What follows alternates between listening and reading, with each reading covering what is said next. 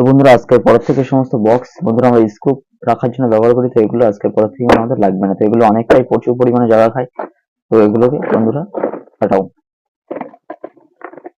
আর এই বক্সটিকে বন্ধুরা আমরা বানিয়েছি, তো এর মধ্যে দেখুন বন্ধুরা সমস্ত স্কুপ সবকিছু কিন্তু এর মধ্যে রাখা আছে আলাদা আলাদা ভাবে। তো এতে বন্ধুরা জায়গাটাও অনেকটা কম খাবে, আর এটিকে তোমরা লক সিস্টেমও করতে পারবে, ঠিক আছে। তো এটি পুরো বন্ধুরা হোমমেড। তো এটি কিভাবে বানিয়েছি চলো বন্ধুরা ভিডিওটা আমরা দেখে নিই, আর যদি ভিডিওটা ভালো লাগে তো অবশ্যই একটি লাইক করো, ঠিক আছে। তো চলো বন্ধুরা ভিডিওটা শুরু করা যাক।